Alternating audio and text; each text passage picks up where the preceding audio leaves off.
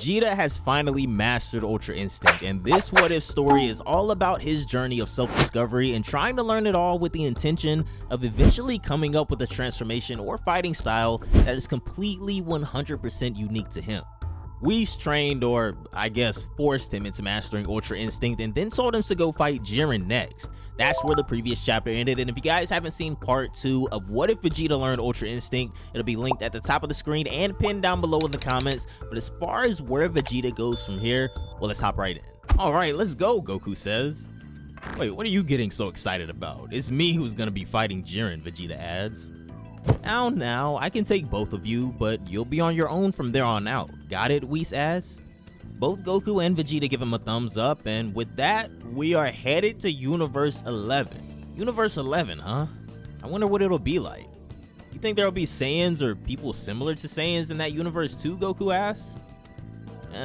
If that was the case, we would have seen them in the Tournament of Power, Vegeta says.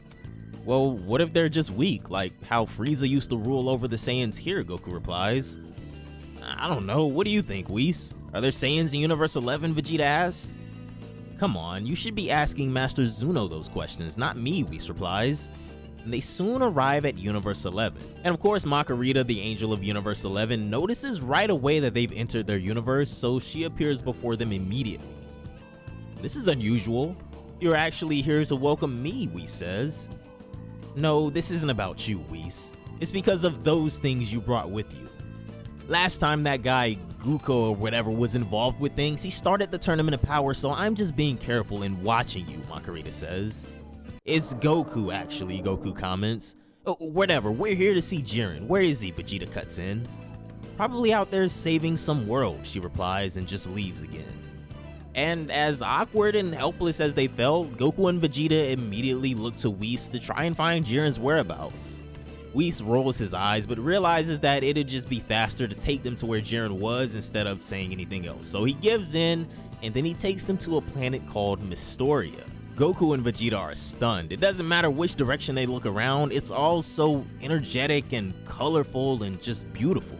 Whis explains that planet Mystoria is a globe of contrasting landscapes. Half of it is dominated by grand mountains and sacred buildings, while the other half is full of lush forests and magical fruits.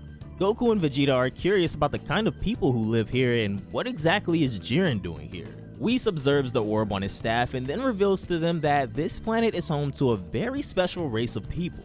Their fighting style is a bit similar to the contrasting nature of their planet. It's a mismatch of both magic and martial arts. Sounds a little silly, but not so much when you realize that this allows them to control the mystic flow of the planet. Whis gives them this instruction and then just leaves before Goku and Vegeta could ask any more questions. Now they're on their own. Vegeta senses plenty of people around them, but they aren't here for a meet and greet, they're here to fight Jiren. Meanwhile, on the other side of the planet, atop a quiet mountain, we finally see him. Jiren was standing next to a nameless Mystorian warrior. Are those your friends, Jiren? The ones who stepped onto this planet a few moments ago? He asks. No, I don't know them, Jiren says after a momentary silence, but in his head, his thoughts were going crazy. What are these two doing here? Who let them in? Why are they in Universe 11, and how the hell did they find me? Jiren had come to this planet in order to learn the way of the Mystorians. With the way things are, he may be the strongest in the universe, but he can't physically hurt the villain who killed his master. But if he can learn the special Mystorian martial arts, he'll be able to finally bestow justice upon that villain. Going back to Goku and Vegeta, they're surprised to see how the Mystorians don't seem to really care much about them, even though they're obviously not from this planet, but it soon begins to make sense. These are the sacred regions of the planet, and so it's not just them. Plenty of other outsiders are walking around as well, and out of pure luck or coincidence, Vegeta's eyes meet with a familiar face. He sees Toppo in the distance. He rubs his eyes and walks away, but Vegeta grabs his shoulder from behind. Hey, where you going? It's me. Oh, wait, wow, it really is you. I thought the colors were just making me see things, Toppo says. How have you been, Vegeta? Toppo asks. Better than ever, he replies, and then continues quickly. Look, I don't want to waste your time. Just tell us where Jiren is, okay? We know he's here already. Yeah, and what are you guys even doing here, though? This planet doesn't look like it needs the Pride Troopers. Definitely among the top 10 most peaceful planets I've ever seen, Goku says. Whatever. Jiren is exactly on the other side of this planet, Toppo points. He's training under a Mystorian master though, so I'd suggest not disturbing him, he says, but by the time he turns back around, Goku and Vegeta have already flown off. It doesn't take Goku and Vegeta long to reach the other side of the planet. In fact, this planet was smaller than Earth, and for an even better size comparison, it was about the size of our moon. Goku and Vegeta spot Jiren from the sky and descend down to the mountaintop. Yo, long time no see, Goku says. Hey Jiren, fight me, Vegeta says. Jiren facepalms, now being caught in the lie he just told, turns around and says, just please leave me alone, alright? I'm busy. But Vegeta didn't come all of this way to take no for an answer. He silently enters Ultra Instinct, and in the blink of an eye, he traverses the distance between them and appears right in front of Jiren's face. Jiren saw this coming though, and just as Vegeta appeared, he threw the first punch. He would throw a thunderous punch, but Vegeta was like water right now. He evades the attack and retaliates with a kick of his own. His attack lands, but then again, this is still Jiren. Something like a light kick from Vegeta, even with Ultra Instinct, isn't enough to make him budge. Vegeta pulls back before Jiren could land an attack of his own and then clenches his fist. He remembers the advice Whis gave him, to be infinite. Vegeta closes his eyes and lets his reflexes take over. Not for defense though, we're talking about offense this time. He launches a barrage of kicks and punches at Jiren, every single one of them blurry enough to confuse Jiren, and every time an attack lands, there was a visible impact. Jiren still remains unperturbed for the most part though. His usual stoic demeanor stays the same. After getting the hang of Vegeta's punches, he retaliates with a barrage of punches of his own. At first, Vegeta is able to easily and effortlessly dodge them thanks to Ultra Instinct, but every time Jiren throws a new punch, it was stronger than the previous one. Soon, he begins to affect the atmosphere as well, in the sense that even if Vegeta succeeds in dodging, the impact surrounding the punch still manages to hurt him. The force of Jiren's attack is just simply too great. His raw power was otherworldly. He was literally distorting the space around his punches. Vegeta can see and sense it all. He realizes that he'll no longer be able to evade the attacks in time right as one of Jiren's punches grazes his face. This is exactly what Vegeta came here for. It wouldn't have been fun if Jiren was still only as strong as he was in the Tournament of Power. That's right, it was time for Vegeta to step up his game now.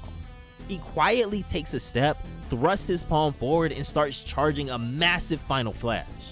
To everyone's surprise next, including Vegeta, the Final Flash starts seeming alive. This must be because of the nature of this planet, as any and all forms of energy are brimming with light.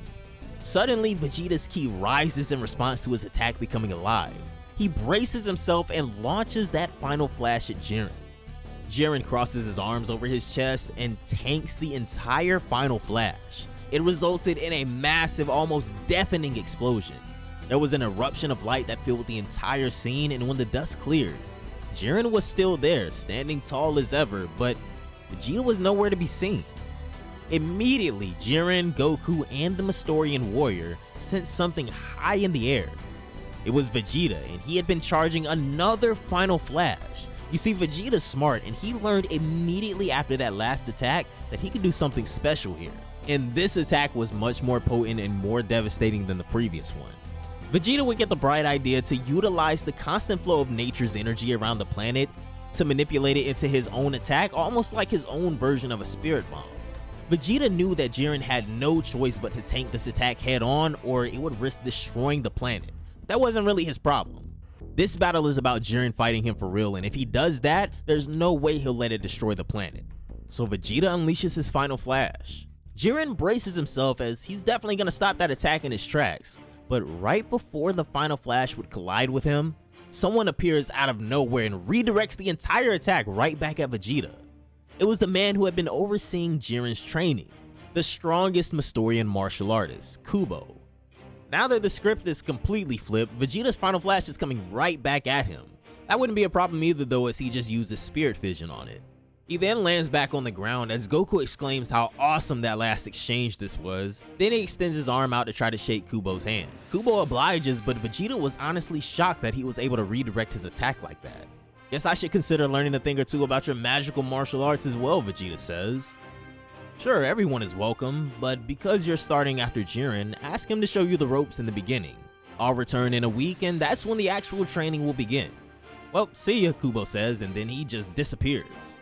Well, alright, what now? Where did he go, Vegeta asks. Master Kubo is currently making a potion using magical fruits. I guess he only showed up because he was worried that the attack may destroy the shrine. He'll be done with the potion by next week though, the young Mastorian states, and Jiren just stares at him.